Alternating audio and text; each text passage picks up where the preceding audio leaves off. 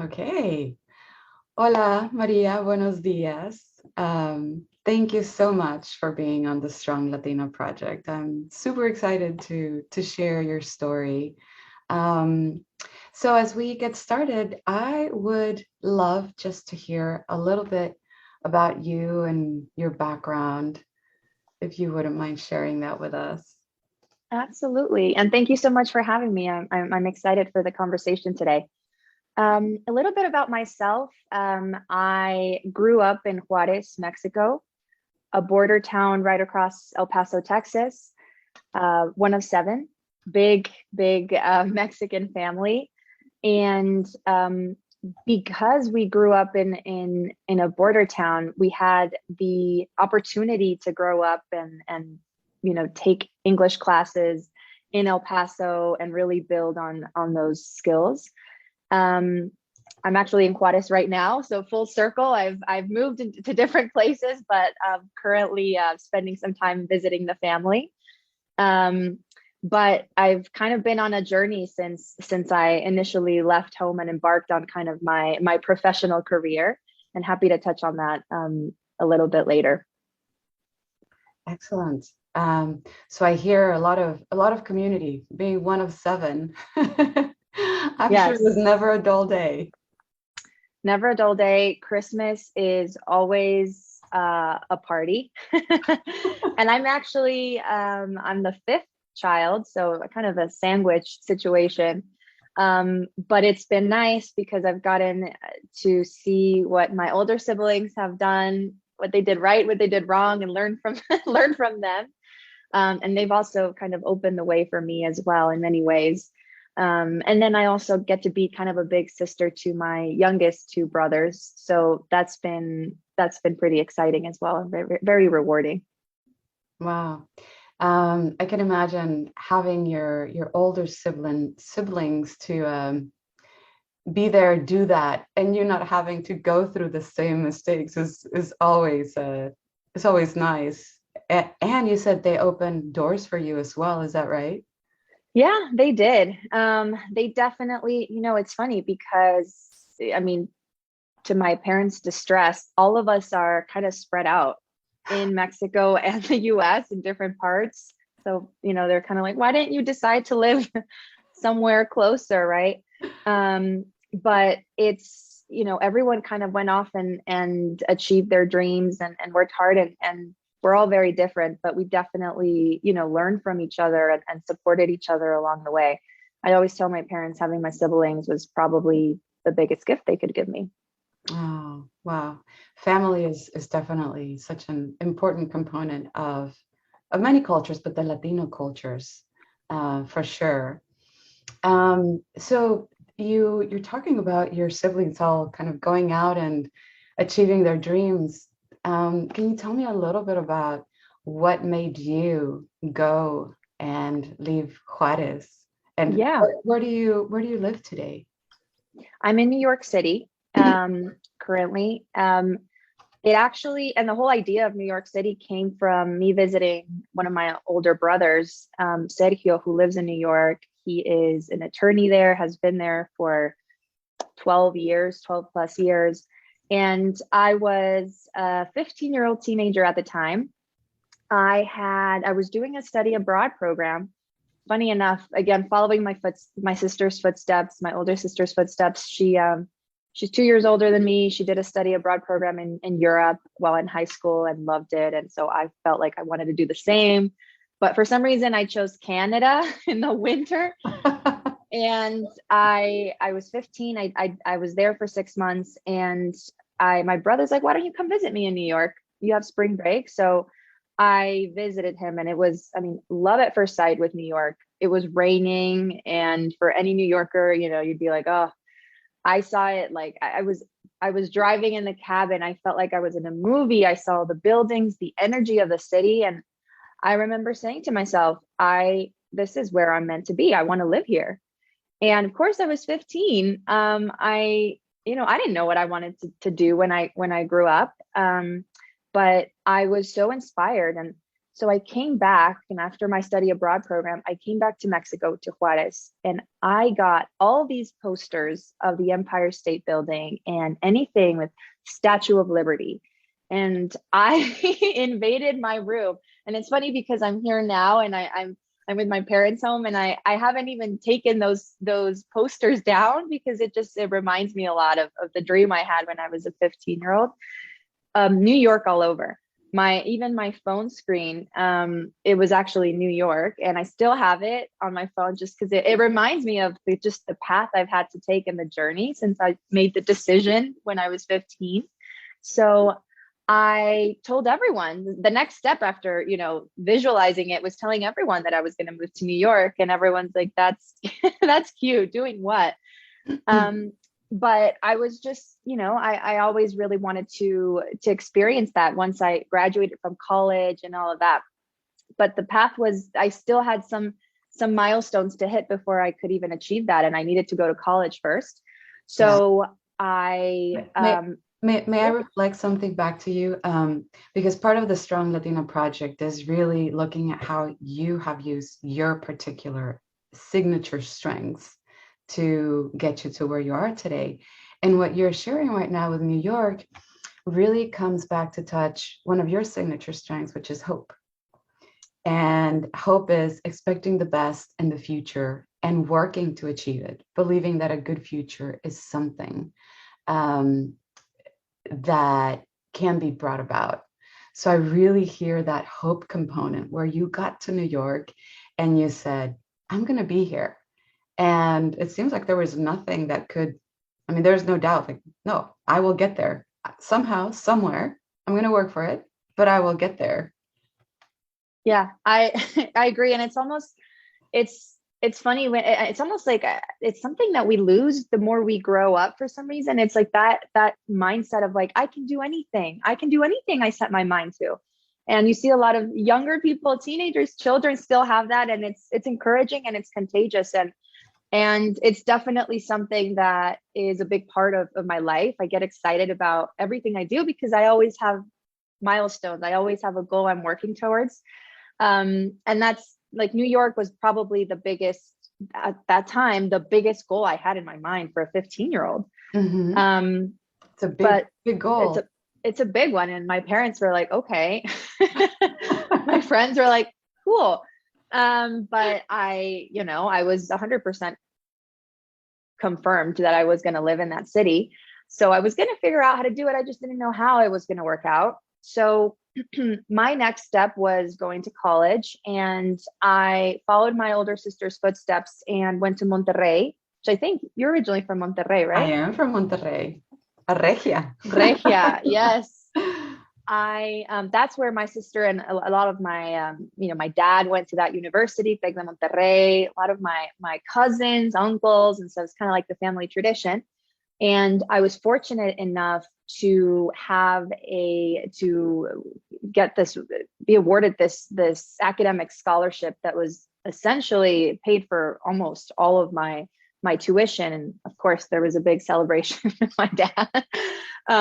But it kind of confirmed like, okay, well, this is absolutely where I need to go. And my friend and my sister are there. So I started in Tec de Monterrey studying accounting and finance. Mm-hmm. And just to step back a little bit, so to kind of paint the picture of what was going on at that time in Juarez, this was around 2008, 2009. In Juarez, we were going probably through the worst crisis. And I know in the US, we were going through the financial crisis. In Mexico and Juarez, we had a really, really just violent time. We were struggling with the drug cartel wars. There was a lot of kidnapping, and it was one of the most difficult times. Like at one point in 2008, Juarez was known as the most violent city in the world, non-war zone. Oh my goodness. And that was, right when I was growing up, like the restaurants were shut down. Obviously there was no nightlife, and it was very difficult. So that was also a big driver for me to leave Juarez and kind of, follow my sister and my friends, to college somewhere else. So what ended up happening, I did my first 2 years in Monterrey, and unfortunately all this drug war violence started moving to Monterrey. And it was the same thing. It was like I had already seen this movie. I knew what was going to happen. And, it got to the point where you're driving to school and there's shootings, and it was a pretty dangerous time. So, So hard to imagine being that in a day to day. yes, and you feel like you're escaping from something, like, that's not the childhood, that's not the experience that anyone deserves. And Mhm. and it's also, your hometown. It's, we were all raised here, and my family's, deep rooted here. So it was definitely a difficult time for the country in general, but for Juarez So significantly. there's a worry about, like you said, what's going to happen. I leave my house, it's a dangerous city. And I can imagine there's also sadness where it's this place you love, and Yeah. the good side of Juarez and of Monterrey in my case, and you're just experiencing something that you need to overcome and make decisions based on what you need for yourself. Yes. And obviously, my family stayed in Juarez, and they were, doing everything they could to help with this situation. And at that time, like, I realized I really was a little bit powerless if I needed to go get my education, and I would figure out how to help out later, but I needed to kind of focus on, my next step. So when I saw that happening in Monterrey as well, it was definitely very disappointing. But I said, all right, I've done a study abroad program before. I went to Canada. Now I'm going to maybe let me go somewhere warmer and somewhere fun. So I applied to go to Australia for a semester, but me Yeah. and everyone in Monterrey applied to go to Australia. So the study I get it. abroad, I totally yeah, get it. It's been part of why my wouldn't my you? bucket list for sure. It was high on my list too. And so I was like, you know what? My school, the study abroad coordinators told me, no, you know what? It's everyone wants to go to Australia. You're just a sophomore. I'm going to send you to a place called Waco, Texas, Baylor University for a semester. Come back, and then I'll send you to Australia. And imagine my my disappointment, where I thought I was going to be, at the beach in Sydney, having the time of my life, and I had never even heard of Waco, Texas. And that wasn't even abroad for me. That was right across the border. Right. There's a little difference between Sydney and Waco. So Big difference. Yeah. latitude So, and longitude, quite different. mhm. Hemisphere wise too. Oh, dramatically different. But you know what? That was also one of my biggest lessons on, you know what? You can open doors for yourself, but sometimes life has other plans for you. And it was kind of a gut feeling where I was like, let me go with the flow here. Let me do a semester and come back, and then we'll assess. Maria, if I may reflect to you, going back to your strengths, one of your signature strengths is perspective, which really is being able to regulate yourself. I'm sorry, being able to provide wise counsel to others, and looking at the world in a way that makes sense to yourself. And I think that perspective is what you're talking about, where, well, darn, Waco's not Australia, but what does this give me? Right? Like taking a step back and really looking at it in a way that was looking for the silver lining. Like, well, life is giving me this, so am I going to make a lemonade with what might seem like lemons right now? And who knows, maybe it might be a margarita.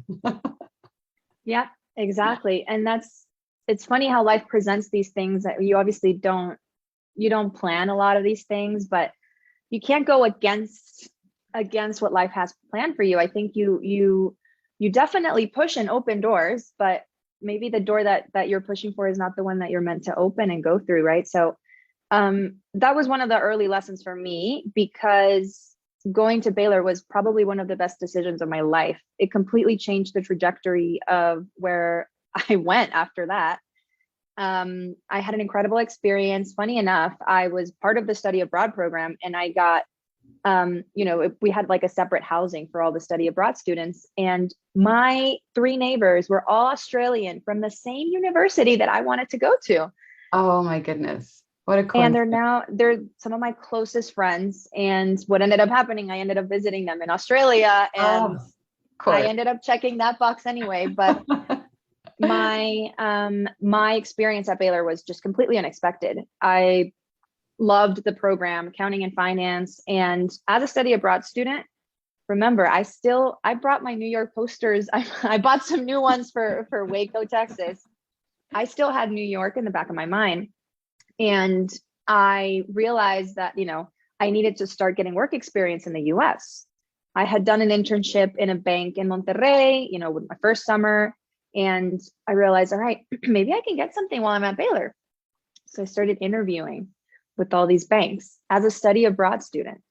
So you basically brought your perspective and your hope, and then you added something else that you do very well, which is self-regulation. And self-regulation is really about, okay, well, I've got to put my actions where my hope is, right? I know where I want to go, but now I need to be disciplined. And so it sounds like you were like, okay, accounting and finance, and now what do I need to do? I'm sure you were successful at Baylor if you were interviewing with the banking sector in the US as an international student, which is incredibly Yeah. challenging. But you were like really focused and had that determination in regulating your own actions. Well, what do I do next? And what does it feel like to be disciplined? Yeah, Is that right?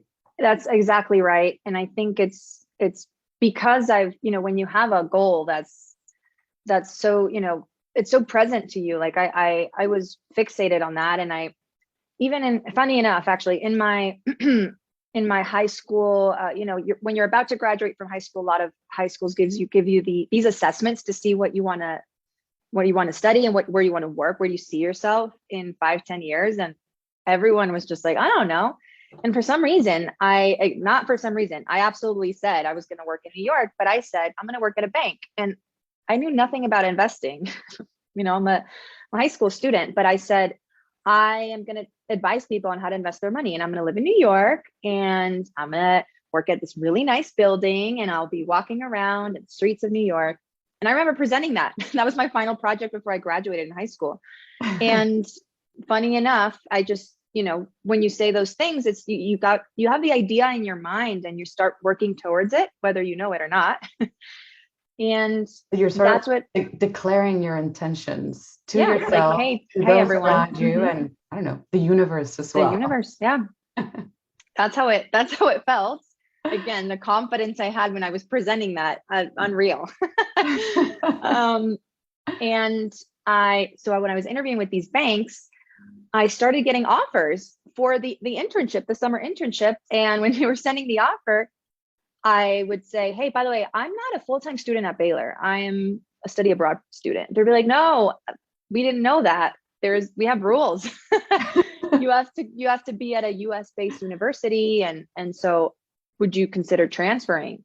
And that's when like the idea was seated in me. And I'm like, oh, wait, so if I want to work in New York and get a really cool job, I think I need to graduate from Baylor. So I went to the Baylor admissions office, and this was probably a few weeks before I was meant to head back.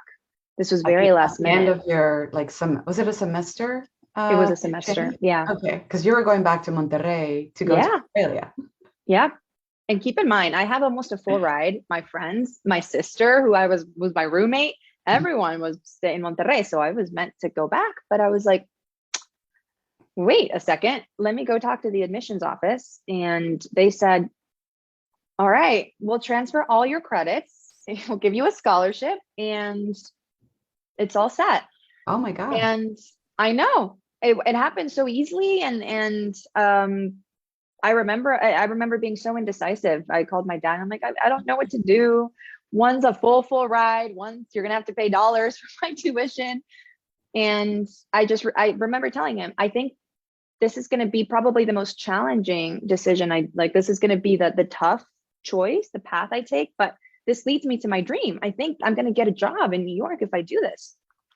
So long story short, ended up transferring. And sure enough, well, you have to immerse yourself in a different new culture. And, I'm from a border town. So obviously I spoke English, but not like this. This has been a work in progress. I was very shy because I was so concerned about mispronouncing something, or I'm a perfectionist and I wanted everything to be perfect. And I don't want to say, something that's off, a phrase that doesn't exist, that I'm translating from what I know in Spanish. So many things like that were intimidating to me. Oh, I can totally hear you. And learning a language or being fluent in a language as an adult can be really hard. I learned English when I was 4. And so we lived here for 4 years. And I thought, I know how to speak English. We went back to Mexico. When I came back when I was about 20, I thought I spoke English, but little did I know that my vocabulary was an 8-year-old's vocabulary. So Yeah. I understand, like there's this hesitancy in just speaking freely because, well, what if I say something wrong? What if they laugh? And what am I going to do then? It's incredibly intimidating. And I know anyone who's learning a new language goes through this stage. The best you can do is get fully immersed um and just start kind of putting yourself out of your comfort zone, right? So that's what I did. And I, fortunately enough, I mean, I had to network again. I had to like restart my community. I had to do everything that I had in Monterrey. Mhm. And that was a challenge in itself, but it was exciting to me. And fortunately enough, I was invited to, oh, go ahead. I want to again reflect back to you because I've heard you say a couple of times, I was really excited about this. I was really pumped up, like, and that again is one of your signature strengths, Zest. Mm. That's something that comes up in everything that you're doing. Like, oh, it's scary and it's hard, but I can do it. And you're excited and you're full of energy. You're not doing things half-heartedly. Like you are Yeah. going full All on, in. living the adventure. You are activated, turned on, like, let's do this. Um, do you see that as something that has Oh, propelled you? totally. I see life as, I mean, life is supposed to be fun, and every little win I celebrate. And the losses I've had, and I've had failures for sure, I take them as lessons, and I take them as like, okay, what did I learn from this, or is that not the right path for me? I do a lot of reflection, but life is supposed to be fun, and it's a little game. You have to challenge yourself and open doors, and I love that kind of stuff. I so this was the biggest challenge for me, leaving everything I had in Mexico and moving to, rebuilding something new in a different country was one of the biggest challenges. I somehow so I had like my goal, right? I needed this internship. I wanted to work in an investment management firm, again, where I would tell people how to invest. And one of the top ones was Goldman Sachs.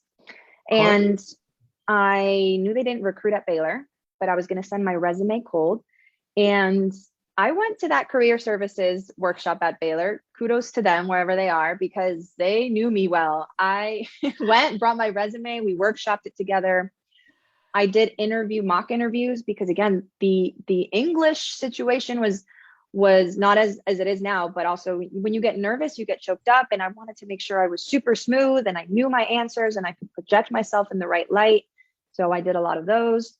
So you And did when legwork. You didn't just leave it oh, to chance. no. I knew that if I ever got someone to read my resume at Goldman and give me the opportunity to interview, I was going to take that and run.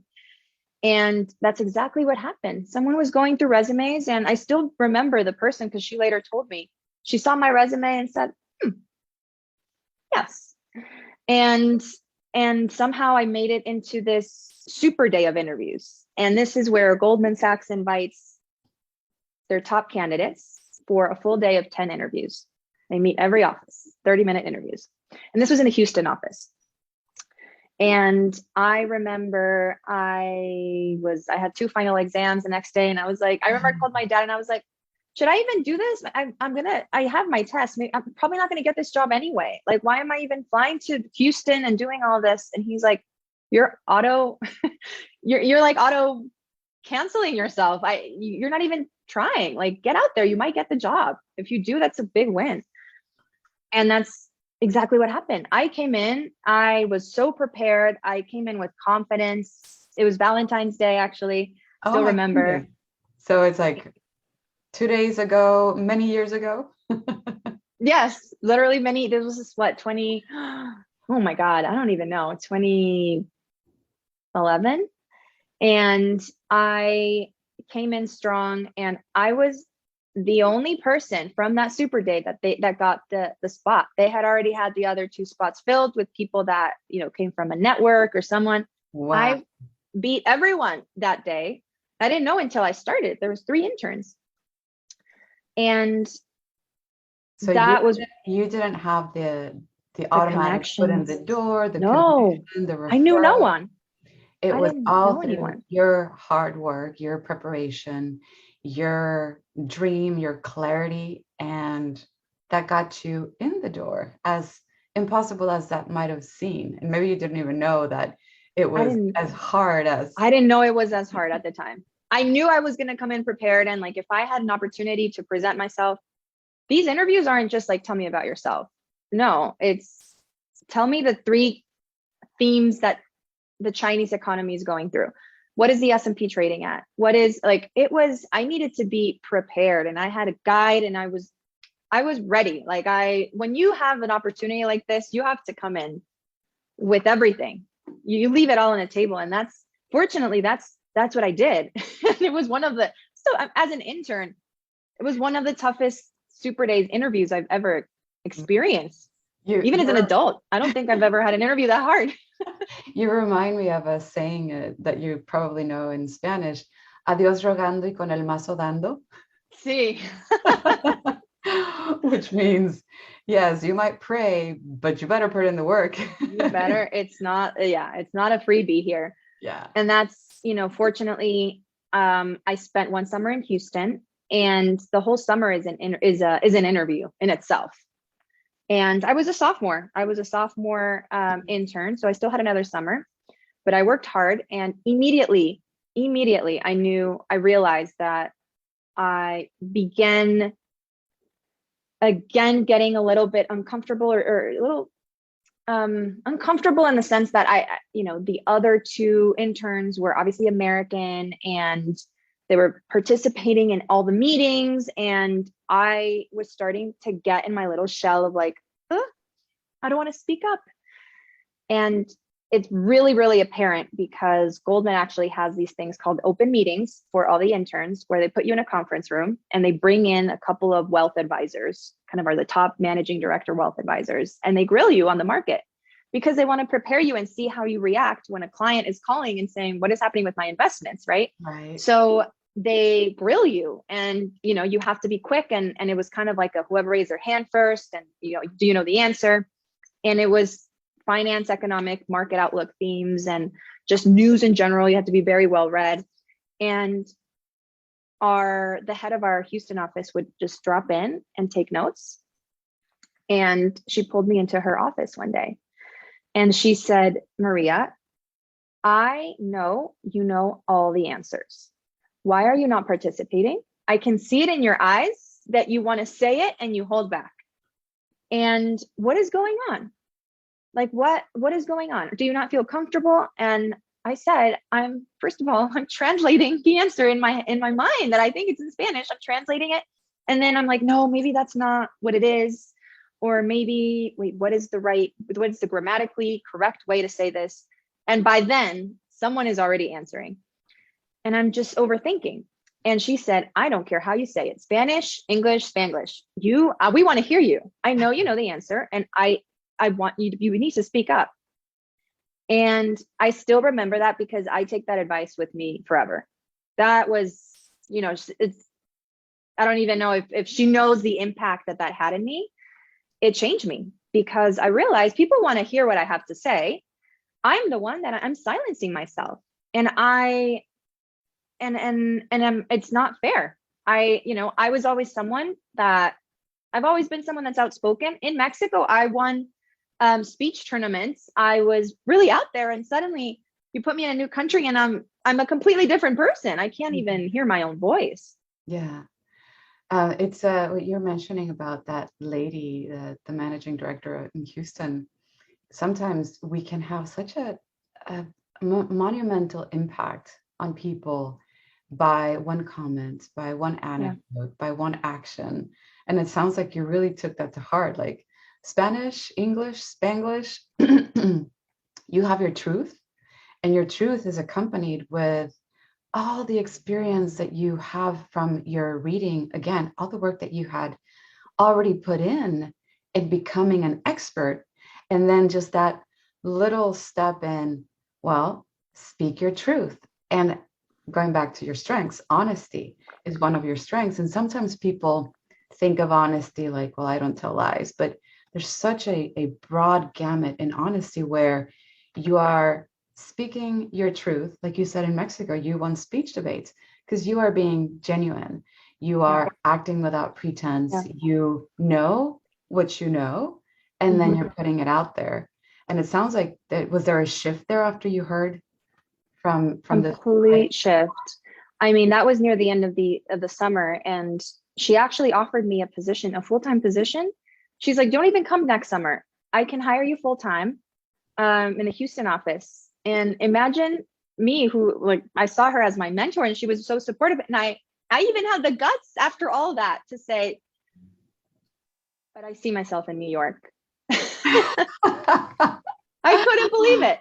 And everyone was like, you're out of your mind. Take this job. Well, I'm going to go back to your honesty. Like, you know what you want, and you take responsibility to continue to be honest, not only with others, but with yourself. And I can see that if you had chosen that great opportunity, your trajectory would have been different, because you might have ended up in Houston and going a different path. So we haven't gotten to New York, but I can sense that you made it there. I sure did. It was very difficult because that was the headquarters and everyone wanted to work there and everyone wanted to transfer, and they had very limited spots. She made a phone call and got me in the door for an interview, not even for a spot, for an interview. So I had to go through the process again and win my spot. But that was the game changer. And I had already done a summer. So I know that there's open meetings, these grilling sessions that are going to happen in New York. And now they're tougher. This is a bigger team. There was 3 before. There's 20 of us now. So in between those 2 summers, that whole year at Baylor, I really, really pushed myself to participate in class. I was raising my hand. I was doing this. I had questions. I was outspoken. And I was training that muscle. For more uncomfortable that it was, I was getting ready for, I really took that to heart, and I wasn't being true to myself. That shy Maria, there's people who don't like to speak up, but that wasn't me. That wasn't me. Well, and I want to reflect back to you. You there, when you're in this growth process, you have your comfort zone, and then you have your stretch zone. And it sounds like you said, all right, I have 1 year to get my stretch zone into my comfort zone. Yeah. And you did that. You put that in practice. Like you said, you built that muscle over those 2 semesters. How did it feel when you landed in the interview the next summer? I was called in. We started the open meetings every week, and I was raising my hand, and I answered some things incorrectly, some things right, some things wrong, some things grammatically incorrect. We don't care. I am just answering. And at the end of the summer, this was something that was very unique to the New York office. Our head of the New York office called everyone in, all the interns, and they had all of us vote for the strongest open meeting competitor of the whole summer.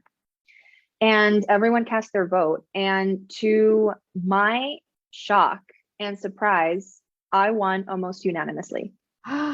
Wow. And the prize was a bag of Tate chocolate chip cookies. But for me, it meant, the prize was much sweeter than that. It was that I had found my voice and that I had found my confidence in myself. Well, and that was priceless. Oh my gosh, I can imagine. I can imagine those were the sweetest cookies you ever had. No one understood, and I would protect them. No one knew how hard I had worked for those cookies. Well, and I am going to bring your top strength, leadership. And the fact that you were voted almost unanimously, that speaks a lot to your leadership capabilities that summer, which is basically encouraging people in a group to get things done and to maintain good relationships with that group while you organize activities. Can you pinpoint what happened that summer that would have made others perceive you as the strongest contributor in your open meetings? I think while others might have been going through the same insecurity that I had gone through the first summer, for me, I was like, I'm going to set the example that we raise our hand, and I'm going to try, and I get some wrong, and that's okay. There's other girls that were crying outside of the conference room. Like it's a stressful activity for any student. Oh my God. But I think it was that change of like mindset for me. And it changed everything that happened afterwards for me, because it was, I mean, a muscle that I worked on for a year, and I wanted to feel comfortable speaking in my second language and being in tough situations. I ended up getting the full-time offer. Wow. And I worked in the New York office with my top pick team. Oh my God. And I ended up working there for almost 4 years and building a lot of the relationships, actually helping manage a lot of the LATAM clients, even though the New York office doesn't cover LATAM. I started getting involved. And one thing I learned from that experience is, one, I love building connections. I love working with people. I'm good at kind of connecting with people, because this is such a client focused job. Mm-hmm. But I didn't know, and I didn't know that was my first job. I didn't know anything else. So I started getting a little bit of an itch of, all right, corporate America. This was my dream job. I told my parents when I first got the job, I'm going to retire a partner here. I made it big. I got what I wanted. New York, working at a beautiful headquarters of Goldman Sachs. And I'm walking in my suit every morning, and I had just gotten promoted, and I got my window seat on the 39th floor, and I'm drinking my coffee, watching people walk. What a life. Incredible. And just like that, I get a phone call from a friend that I met through Goldman, who actually moved to LA to work for this company called Flowcast. And they basically said, Maria, I know, this is probably unexpected, but Flowcast wants to start a partnerships program. They want to hire someone out of New York to start building our private equity and venture capital alliances. And I thought of you. Would you take a call? And this was a Series B startup. Okay, I'm coming from corporate America. All I know is corporate America. And Series Not only B corporate startup, America, but it's Goldman Sachs. Yeah, and I'm I'm well aware of how many people want my job, because they reach out to me on LinkedIn, and I help and I coach them, and I give them tips on those interviews and all of that. And I'm well aware. But again, life has a way to present some options that you don't expect. And I took the call, and with someone who's now our chief revenue officer, and I was kind of blown away. And Flowcast is essentially a software that helps speed up the accounting month-end close for companies. I'm an accountant too. I studied accounting and finance, and I resonated with the mission. And they flew me out to LA and just to have a conversation. And again, I met with every department head at Flowcast, because I was going to be their first remote hire. Everyone was in LA. And in those days, it wasn't like now where no, this was 4 years ago. Office. No. Can we trust her? Will she be self-motivated? Yeah. And that was also something that was going to be different for me. I left that meeting, and I'm someone that, I'm careful about the decisions I make and all of that. I'm strategic and thoughtful. And I left that day knowing that I was going to give my notice on Monday. That was a Friday. I just knew. I knew that I needed to do this because I had this Wow. entrepreneurial itch that was like, what if you try this and build a team?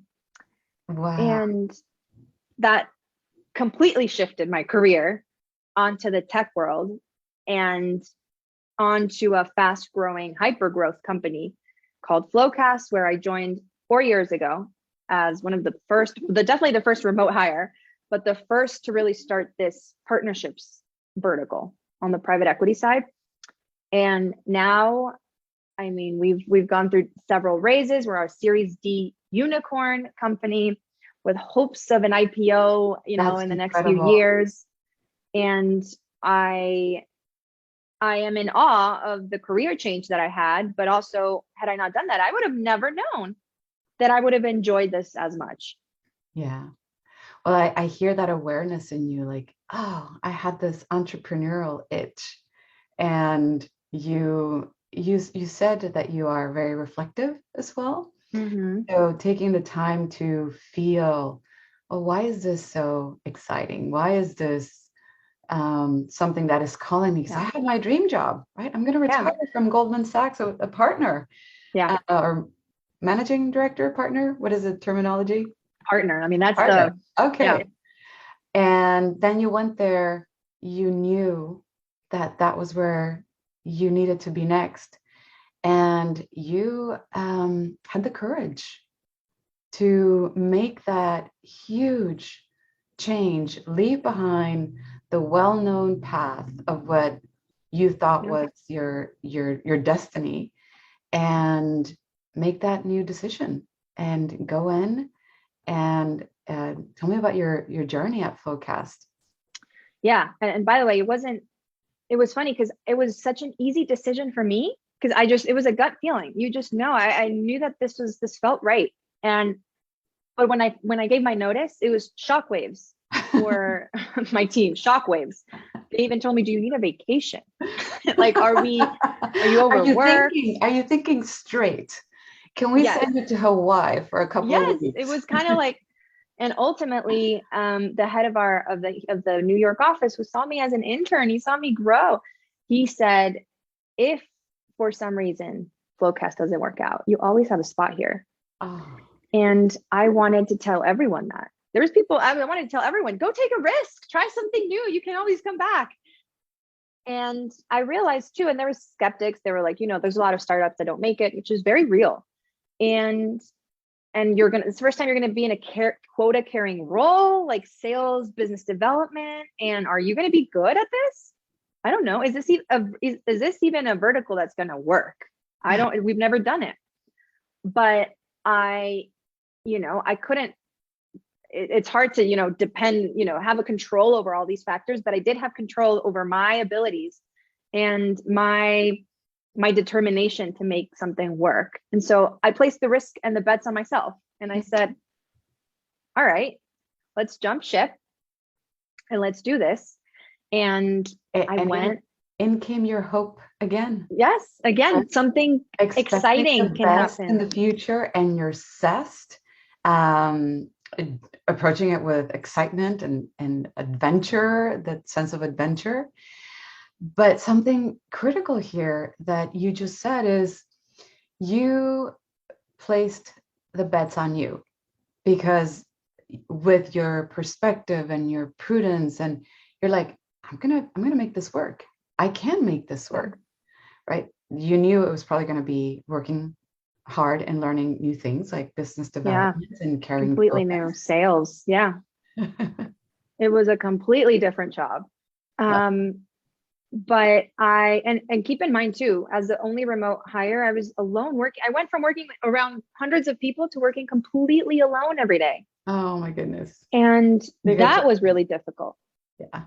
Like and this is in an era where no one's doing Zoom videos. It's a call. And if they do Zoom you in, no one's looking at the camera. Everyone's looking at everyone. And there was no etiquette for virtual work, remote work. Yes. and it was very difficult. And I had to open a lot of doors, and I had to go and meet with people in person and try to like close business and try to build something from scratch, which I had so much fun doing, but it was absolutely a challenge. I did that for 2 years. I scaled the private equity venture capital program, and then started identifying another opportunity working with consulting partners, accounting advisory firms. So they asked me to start that vertical, and I've scaled that, and now I manage both verticals. And our company has grown tremendously. Just the company size has absolutely, I think, quadrupled since I joined. Wow. And it's been such a journey. I've learned so much. And honestly, and funny enough, actually, to tie it back to kind of what I had learned at Goldman about speaking out, in part of my role has been to lead webinars with hundreds of finance and accounting executives. It's been, just last November, I was on stage at a New York private equity conference, moderating a session on technology and systems in front of, 4 other private equity investors. So I reflect on that, intern from the Houston office that was so shy and scared to speak up. And now I see, all the work I've done has paid off, right? And I feel like I'm actually connected to who I am, and I'm able to voice that. Wow. I love that statement. I feel like I'm connected to who I am. Mm-hmm. Because one of the things that brings us the most joy is knowing your values and living according to your values. And your values are who you are and what you stand for. So it sounds like that's something that you live on an everyday basis. Yeah. And I know there's a lot of people out there that are pretty unhappy with their jobs and feel stuck. Mm-hmm. And, but it's, paying me well, or it's not, but it's the team. I like the team, and I'm scared to try something new. And what if I don't like my boss? What if? And I have talked to so many people, especially young people, on staying true to who you are. If you are not happy in your everyday, there's a lot of people at Goldman that were very unhappy and who would say, I'd rather be unhappy 5 days a week, but at least the weekends, they're mine. I don't have to work. For me, I don't resonate. I need to be happy every single day. I don't want to have Sunday scaries. I love my job, and everyone deserves that. Everyone deserves to be in a point where you feel aligned with, you believe in what you do, you believe there's meaning in the work you're doing, and you're having fun and you're growing. It is possible. Wow. Well, what a strong Latina. I just want to reflect that back to you. And something that you mentioned a little bit earlier about helping others really also stood up. You're like, well, people would reach out in Goldman. They're like, help me with a resume, help me do this. Yeah. It sounds like that has also been a part of your journey in figuring out how to share some of your personal lessons, whether it's with your 2 younger brothers, which I'm sure you help on a frequent basis. Yes. Whether they listen to me is another issue. Well, you can take a horse to water, but you can't make them drink. Yeah. I'm not calling your brothers horses, but you can share your wisdom, and if they're ready. Yeah. Has that been also part of what you continue doing once you moved from Flowcast? One of my favorite things to do, and it still happens. Students or people that I know that I get connected. I was just speaking to, even like my friend's brother reached out and wanted help in interviewing, or wanted help in, little resume check. It's one of my favorite things to do. I feel like I had to do this I had to take the tough path because I didn't have connections how do you get into finance without connections? And sorry, I'm like choking up here. No worries. It's hard. The reality is the world moves with a network. and a call can get you places. And how do you start without that? How do you start Maria, with no guidance? Maria, you are what I would call a trailblazer, right? You didn't have a trail already set in front of you. And I think that's something so important for us to share with other Latinas, that, you know, if you are already ahead and you've blazed the trail, reaching and helping others in that trail that you've created, but also knowing that if you don't have a trail in front of you, you can. You can Yeah. decide where you're going. And it will take a lot of work and dedication and learning and growth, and maybe a little bit of tears here and there, but it is possible. And that is what your story has shown me, that as hard as it was from that 15-year-old girl to imagine I'm going to come to New York and be in finance, you made it. And you found ways to get there, not only through hard work, but also through listening and making the best of the opportunities that were being put in front of you. It wasn't Australia, it was Waco, but you made the best of that. It wasn't New York, but it was Houston, and you made the best of that. Um, and so I just want to reflect back to you, what an incredible journey. And thank you so much for sharing that with us. I don't know if there's anything else you would like to add as we conclude our conversation. No, I mean, it's been fun kind of remembering, how I got here. And by the way, I'm just getting started. I haven't, there's always goals. And I think that's what keeps life fun. There's always something ahead that you're working towards. But if you take all of the road bumps, yes, there's going to be tears, there's going to be obstacles. If you take it as it's a fun game, it's part of the adventure, it's the ride, then you make things fun. And actually you're willing to bet on yourself more than not. But I think it comes down to taking the first step and being courageous to make sure that you're staying true to yourself and that you're aligning and walking down the path that you want to walk. Wow. Taking the first step and aligning to making sure those steps are headed in the direction that you want to go. Mm-hmm. I always think about an analogy. I am turning 50 this year, so you can imagine I've driven. Congrats. Thank you. I've driven quite many cars in my long life, and not all of them had a hydraulic steering wheel. So I don't know if you've ever driven a car that does not have hydraulic steering, and it is always easier to steer when you're in movement. Ooh, I love that. If you're trying to change the direction of your tires when you're in a standstill, you are going to huff and puff, even with that hydraulic steering, and it's still going to be hard. But like you said, taking that first step, putting yourself in movement, and then steering where it is that you're wanting to go, knowing where you want to go, and knowing that maybe that is just step A on the journey. Yeah. Right. Where is step The B? stepping stone. Yeah. Mm-hmm. Beautiful. Yeah, it's part of it. Well, thank you so much, Maria. I've so enjoyed Thank you. our conversation. I really Likewise. appreciate you sharing. It's been the best start of my morning. Awesome.